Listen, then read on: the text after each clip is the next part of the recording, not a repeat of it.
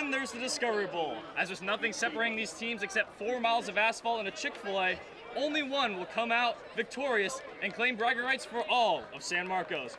Welcome in, everybody, to a very special Discovery Bowl episode of San Marcos High School Game Day. I'm your host, Brady Chesler. Alongside me, my co-host, Tyja Knowles. From Mission Hills High School, we have Luke Rodriguez and Logan Vergens.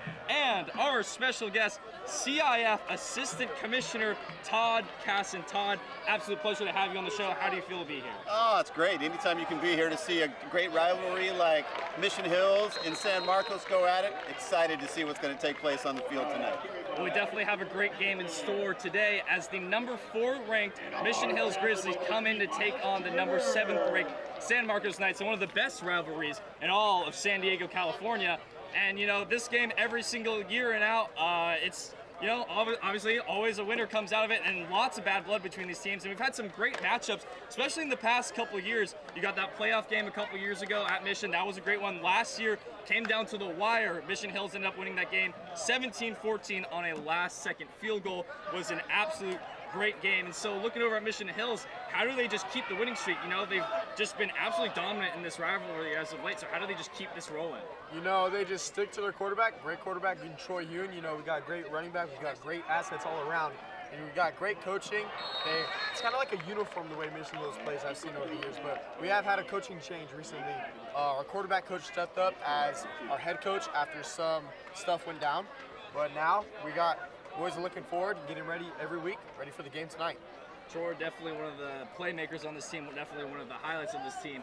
And we go back to that last year's game. Your guys' running back had a great performance, as he always does, apparently when he plays San Marcos. And now that he's gone, you know, how is that going to make lead to some adjustments for Mission Hills to make? You know, it wasn't just our running backs. We got great wide receivers, and also our running back this year, Patrick Fleming. You know, he runs through defenses like it's nothing. You know, he's a great running back, great player, and we got some great wide receivers too. We got Josh Gonzalez. You know, so it's looking good. And then flipping over to the San Marcos side, you know, they've been really struggling in this rivalry as of late. Mission Hill's been pretty dominant, and, you know, being one of the perennial powerhouses in San Diego, that's kind of what's going to happen when you go up against them. So, Taisha, what do you think San Marcos can do to end their losing streak against Mission Hills and start to kind of change the tide of this rivalry? Just like you said, you have to be dominant. You have to be dominant in order to win. So as long as this team keeps the energy up, runs through their plays, does everything, all the little details, we'll be good to go. And then San Marcos last year, obviously, we mentioned how they kind of fell up short, 17-14, last-minute field goal. Weren't quite able to do it. They had the ball towards the end of the game with a couple minutes left. They had a chance to end up winning the game, couldn't quite take advantage. So, Todd, how do you think that San Marcos can just finish through this game as opposed to last year? Yeah, I think it really starts with making a team one-dimensional. I think you look at a team like Mission Hills, they really want to show you and focus on someone like Troy, who's an amazing quarterback. Their receivers are outstanding, but they also know they're going to run the ball on you. And so what you really need to do is make them one-dimensional. And right now, you have to try and take away the run game. And once you have that, then you can focus on the pass. So really trying to make the team one-dimensional. And the team that really steps up and plays the best defense, because both teams are going to score. We know that. The team is going to be who can step up and play a little defense tonight. That's going to be the difference. Definitely, for sure. And you talk about the running game, that's definitely something that Mission Hills might have to adjust with new personnel coming in. But for San Marcos, the running game, that's kind of been one of the big things of their season, with Zamar Reese being one of the standout players on the team, along with others. And he has pretty much led this team to a 6-3 record, 1-2 in the Avocado League. And last week, a crazy game over at Torrey Pines. They were down 21 to, I believe, 21-9 with 4 minutes left of the game. Ended up coming back, winning 24-21. They had an onside kick after scoring, after Zamar Reese scored a long touchdown, ended up going down scoring again. Ezekiel McIntyre had a game-sealing interception. It was one of the craziest games I've ever seen personally at any football level. So, Taisha, how do you think that San Marcos getting that great comeback win last week, how does that give yourselves a morale boost and just a better environment in the locker room going into this week?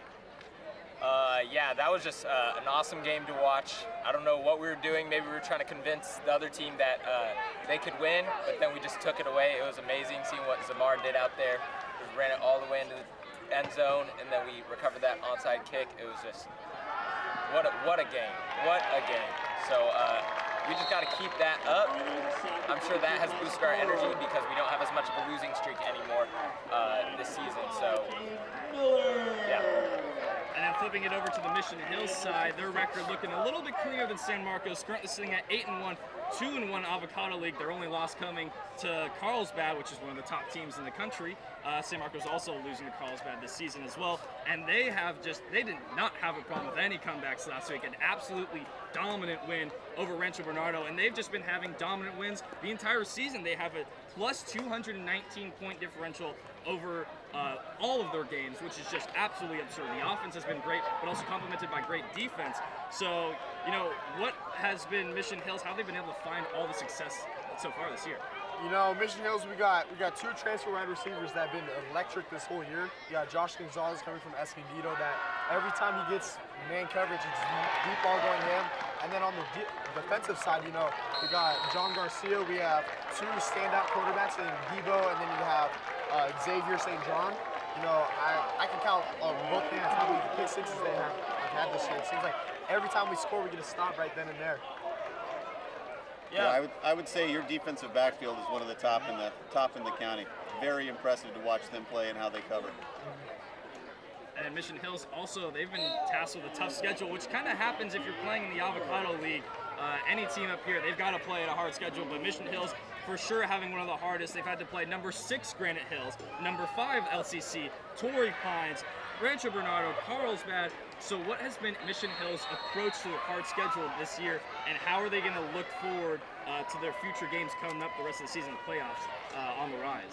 Yeah, for sure. I think we had a difficult game, like start of the season against Oak Ridge, and you know we won that game, so it was a good boost for the rest of the season. I think we've definitely improved a lot since last year, and we were already good last year, so improving was just even better. I think, but we definitely got play on both sides of the ball, so we just go every game, all the players, just confidence, lots of practice, and we just go in and take that win.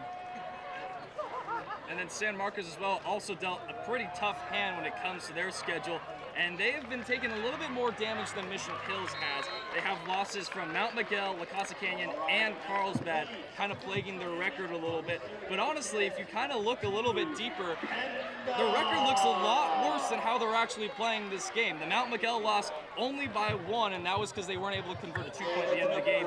The LCC loss, the score can be really deceiving. It was a 1-score game pretty much the entire way until a garbage time touchdown at the end kind of separated the score a little bit. And that Carlsbad lost only 3 points to one of the top teams in the nations. So, or one of the top teams in the county. So San Marcos, I think, playing a lot better than their record says. And right at the moment, right now, they're ranked number 7, currently hold a bye in the Division I playoffs. So, how do you think that having a bye really affects this team? How much of an impact will that make come playoffs? Oh, I think the bye is extremely important. And I think if you talk with the players, they know how important the bye is because you get healthy.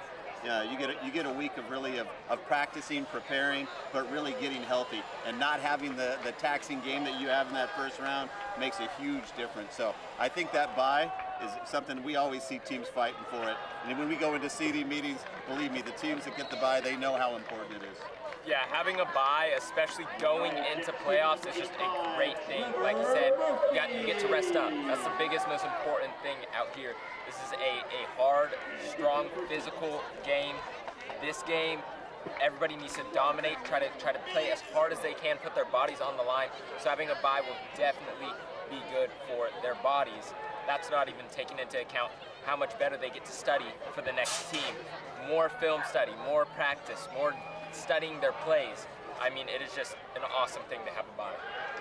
And then San Marcos, obviously this is going to be a really tough game coming up against Mission Hills, but a win here certainly looks really, really good for a record and really, really good for your case to move up in the rankings. So do you think a win here could have any impact on having them move up in the rankings? Is there any more room that they could possibly squeeze out and move up? I think they could definitely move up a position, but I don't think it could go that far. I wouldn't see a win even getting you into the open division. I would still think you're probably looking at Division I. But you don't know because we don't control the rankings. Max Preps does. And they don't tell us what their algorithm is. So it's sometimes as you wake up in the morning on Saturday or Sunday and you get to see the rankings, then you have an understanding of where it is. But I would see a win could bump you up. It might also move Mission down. And then you'd start to look at where does the pieces fall into place there. All right, we're going take a quick intermission, and when we come back, we'll dive a little bit deeper into the playoff picture and how this game could have some huge playoff implications for both teams.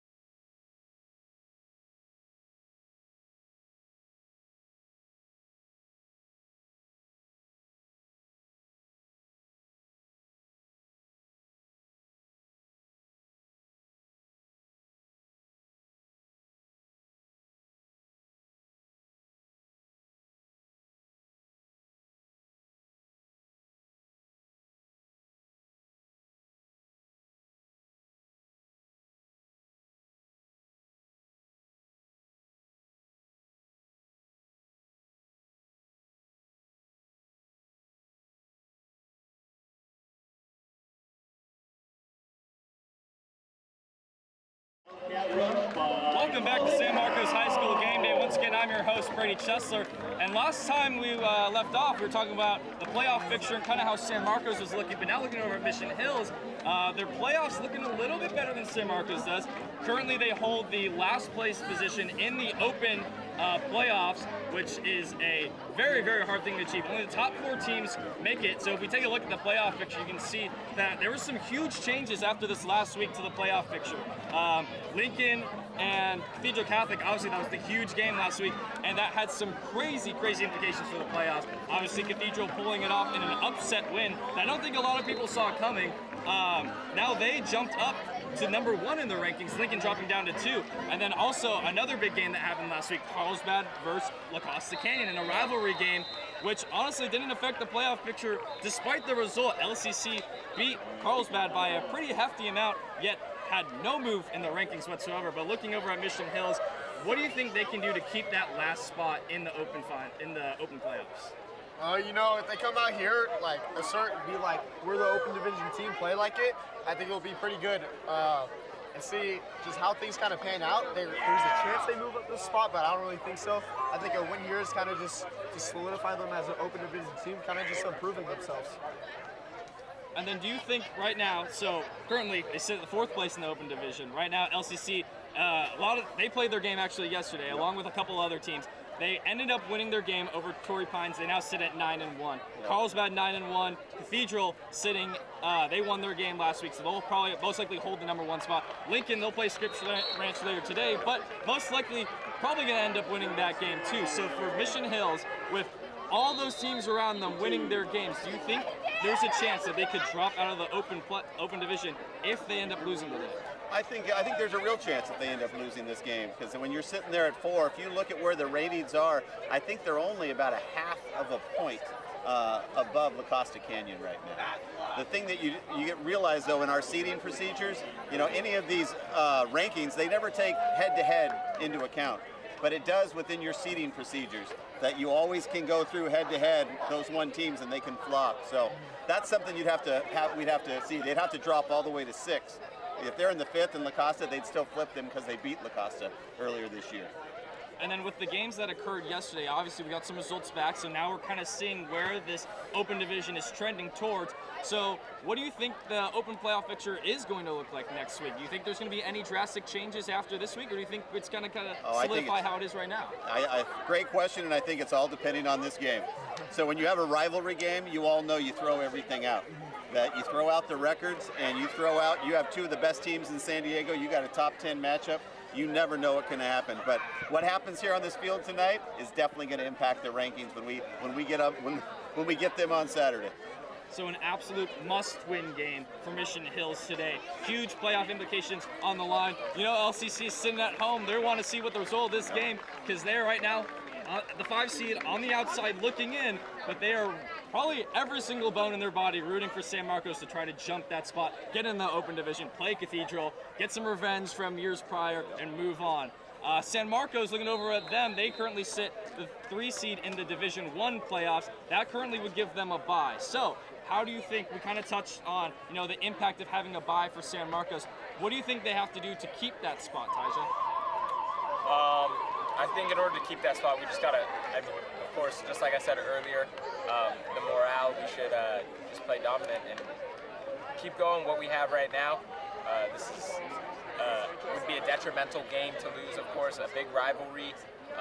This could definitely maybe put us up in the rankings, possibly 1 spot, depending on how the other games today goes. But yeah, so. And then flipping over to Mission Hills with the Division 1 playoffs, I don't think that's really kind of what they're settling for. I think they definitely want to go for open. They want to make a push for that open championship. Obviously last year, so close to beating Lincoln. You know, if they beat Lincoln, probably would have ended up winning the whole thing. So do you think if they were to drop down Division 1, does that impact the team at all? Does that hurt the mindset at all? Or do you think the goal is still the same? I feel like if they drop down to Division 1, something's definitely going to click in their brain. They're going to be upset for a little bit, but then, you know, we got great kids on our team, and I just know if that happens, that they're still going to be gunning for the D1 spot. I feel like if that happens, they're going to be gunning for state at that point.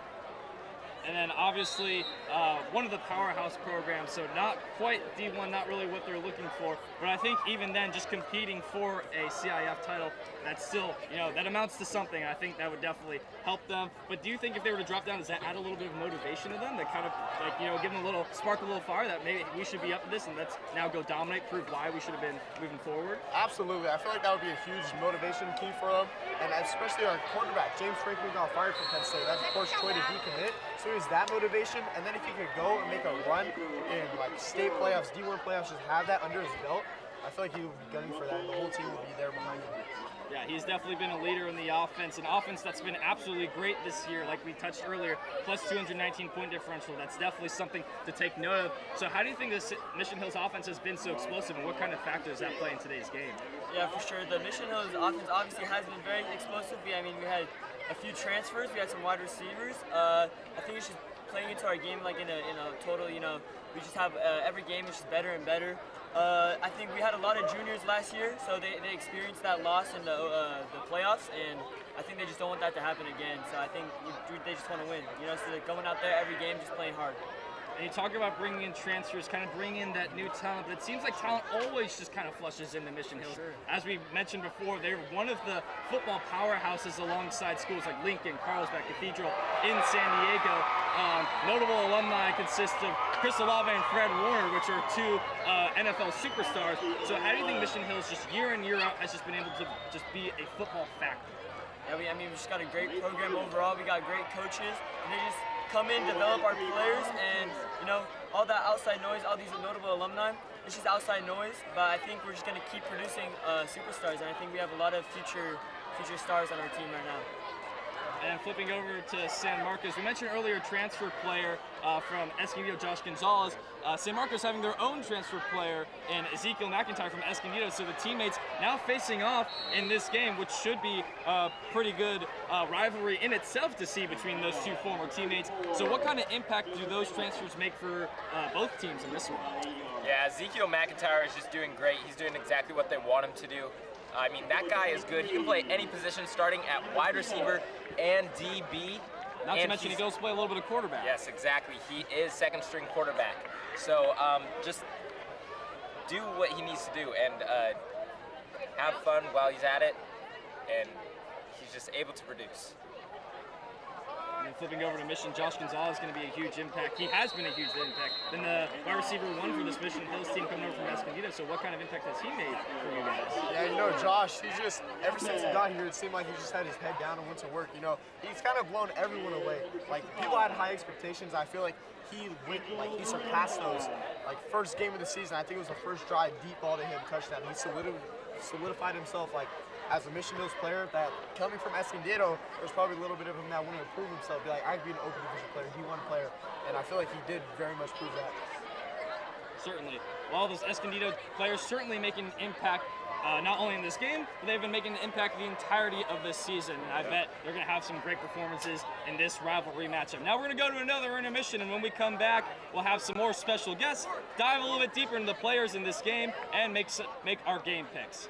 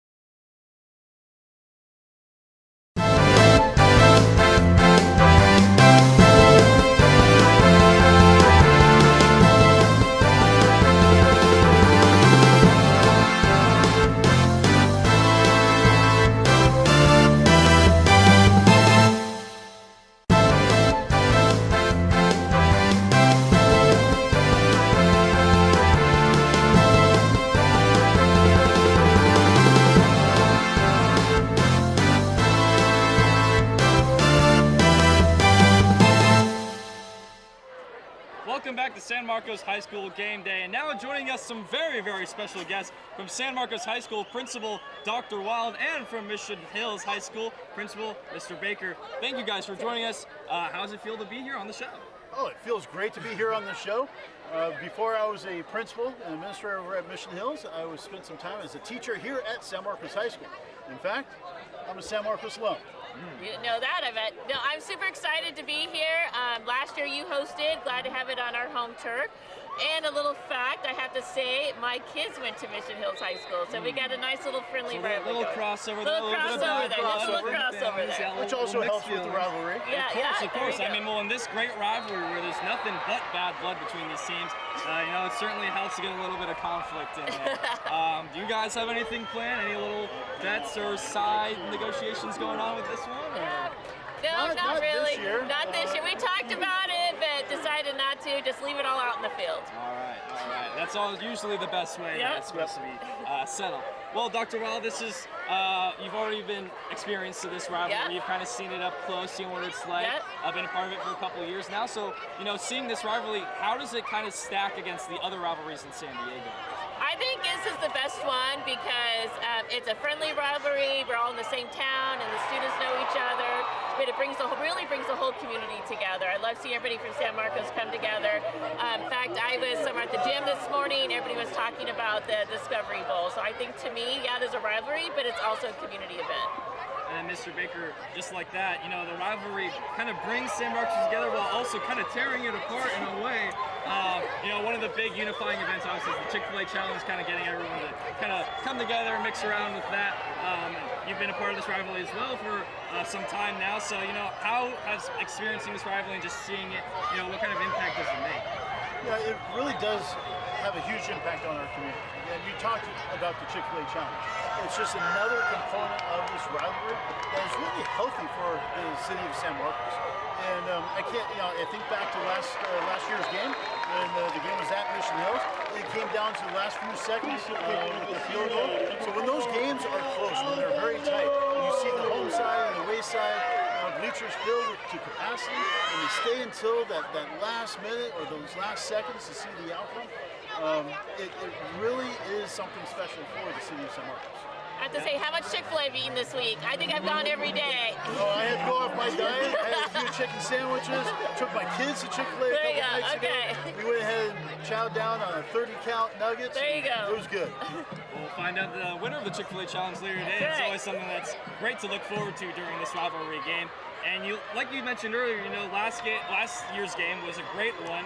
Very close, came down to the wire. And I think we've just been seeing that every year. It's just been getting a little bit closer. And I think that's just due to the talent. Both of these teams have some notable talent. They've been kind of pouring in really good players as of late. Have some very notable alumni. And I think now more than ever, just really showcases, how well and how great these, schools can recruit, how well they can develop players, and just what kind of impact it makes on the field. As we look over at San Marcos, biggest story of the year, and it's not really even close, Zamar Reese. I mean, this dude has been absolutely electric. He has over 2,000 yards from scrimmage, who has 26 total touchdowns. He's been absolutely unreal every single game. I feel like I see him just standing in the end zone because he finds a way to score touchdowns. So Taja, what kind of impact does Zamar Reese make, not only in this game, but just for the San Marcos team in general?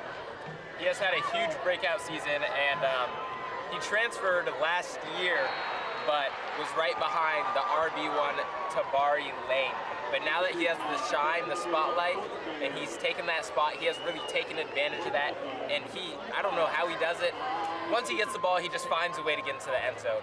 It's like he puts butter on him. He's so slippery, nobody can tackle him. So, I'd love to see that today. Hopefully he can keep executing like always and get a lot of touchdowns for us. Yeah, Zamar Reese definitely been taking over the offense. I feel like San Marcos has been maximizing their production by moving more to a little bit very, very run-heavy offense. But when you got a guy like Zamar Reese, why do anything else with the ball? And then flipping over to Mission Hills, Zamar obviously is like the spotlight, the star of this team. So that's going to be something that for them to keep in mind. So what do you think Mission Hills has to do to kind of keep him in check, make sure he doesn't run all over him? Our defensive line has to lock in, and our linebackers, when we played LCC, their running back is insane over there. And it seemed like they were handing it off to him or throwing it to him every single play. So, I feel like they have to learn from that experience and go at this game with a similar mindset. And then Mission Hills, who are going to be some key players on defense who are going to be able to stop the San Marcos offense alongside of Tamar Reese. You know, we have John Garcia, which is, I think he's our outside linebacker. He's a really good player. He had a pick 6 the other day, and it seems like he's only been going up. And so I feel like he's going to have a really good game this year, and especially our defensive line. Hopefully Eddie's back. Eddie did get hurt against LCC, and so if he's back, I feel like he's going to have a huge impact. Certainly. And, this is going to be a big game, huge game, a lot of talent. And I think the biggest notable name on the Mission Hills team is obviously star quarterback, 4-star recruit Troy Hune, who recently decommitted from Penn State. It was a huge storyline, not only in the San Diego football community, but the national football community. Seeing a quarterback of that caliber decommitting from a school that's that prestigious, that has built such a great reputation, and all of it coming due to James Strickland being fired. So we kind of talked about how that might add some motivation for Troy coming down these last couple games. He's going to get fired up, going to show other teams why he should be their guy moving forward for the next couple years. So how has Troy just been a leader over the course of his career at Mission Hills? Troy really came here as a freshman, was on JV, and then learned behind great quarterbacks. And it seems like this year he's kind of taken a huge leap. Last year he was good, but this year he's extraordinary. He's been throwing the ball crazy. If a guy has a step of separation, Troy's just landing into him right there, And just talking to him this year at school, you could just tell that he's hungry. He's really, really hungry. He wants to prove himself, and he's just a great kid. So everything that happens, he's just gonna strive. And I feel like he's had a huge game tonight. And then Mr. Baker, you see that 4-star rating on Troy Hune. That kind of that gives some pressure to the other teams. You see a player of that caliber, and you start to get some thoughts about what he's capable of doing. So how do you think that higher rating makes an impact for not just the Mission Hills team and kind of his teammates around him, but his opponents whenever they square off? Well, when they square off, one of the big factors that separates Troy from other players is his ability to be able to be a leader on the field. He's not just a leader for the offense, he's a leader for all sides of the ball, from defense, special teams, and it won't be unique for you to see him run out onto the field when the defense is in a huddle to give his teammates a high five, a slap on the helmet, just to ensure that they know that they are backed up by Troy. So that leadership is real key on like I said, on both sides of the ball. And something else that we have to take a look at is when you started off the conversation with the defense and looking at our stellar defensive players and the sets that they do to counter offensive schemes. Mission Hills is going into this game not allowing a score, not allowing a field goal or a touchdown in the last 8 quarters. And so we're looking at capitalizing on that and moving that forward to tonight's game as well. And then flipping over to San Marcos, they also have their own defensive captains and leaders on the team. Ty Sagasser being the most notable one. He currently leads the team both in TFLs with 18 and sacks with 6, just getting it done all over the defense, making a huge impact. And that's led him to commit to Navy to advance his play, go to the collegiate level. So Dr. Wild, how do you think Ty being committed to Navy and moving on, going to be playing at the next level, how has that impacted his play this year? I think it just motivates him and motivates the team that, working hard, you can achieve things. We've been rivals against Mission Hills for years, but we're coming into our own now, and I think that just brings the whole team up when they see one of the players and their teammates achieving things. They feel like that dream can also happen to them, and so I think it's just really motivating. And you see it how we've been playing lately. And then another X factor for the San Marcos defense has been middle linebacker Jet Zayer, who used to be a quarterback, now the starting middle linebacker. I mean, this dude went through an entire transformation. He had put on a lot of pounds, put on a lot of strength, and he has just been absolutely dominant at the middle linebacker position, laying down huge hits. He's currently 5th in San Diego with 113 total tackles. He just flies all over the field and is always making plays. So Taja, how do you think Ty and Jet have been X factors for the San Marcos defense? Let's start with Jet. That guy, he's a big guy, and he's right behind the D-line, ready to get that tackle, and he rarely misses. So, but then Ty, on the other hand, he's a little crazy. He'll always get that sack. Whenever he gets the opportunity, he will get a sack. And he doesn't have any celebration. He just gets up and gets super hyped. So Gets it done. Yep, gets it done, and that's what we need. Yeah. Yep. Well, now we're gonna take our game picks for tonight's game. That sounds good for y'all. Okay. All right, well, so this game, obviously, as we've been talking about, Discovery Bowl, Halloween night, the biggest game of the year for both of these teams. Honestly, the biggest game of the year every season for both of these teams. Doesn't matter what the record is coming into it, doesn't matter the storylines or the players or whatever's going on between these teams. Every time they face off against each other, everything, they pour every single ounce of sweat and put all their effort into this rivalry. And I think it's going to be a great game. Number 4, Mission Hills versus number 7, San Marcos. Mr. Baker, who do you got? It's going to be a hard-fought game. It's going to be going back and forth. I do predict it to be a little lopsided, though, with a 35-14 Mission Hills win. You know, I'm going to have to go out Mr. Baker here. I think Mission Hills is going to lock in. Hey, I got the motivation going. I'm going to go 28-14 Mission Hills. Well, I think this is going to be an absolutely great game. Discovery Bowl is the best rivalry in all of San Diego, and you can quote me on that. I think these teams have some bad blood. They only are separated by 4 miles. I mean, it's one of the closest rivalries in all of San Diego. I mean, they practically are on the exact same street. That's how close they are to each other, and I think that just adds, you know, all these students, they all know each other. It's a great San Marcos community, and I think that just even adds more of the conflict, adds more of the rivalry, and there's talent on both teams. It's so hard to make a decision. I mean, it could go either way. It's pretty much a 50-50 coin flip every single time. And the last time we were on here, I picked against San Marcos in favor of the Carlsbad Lancers.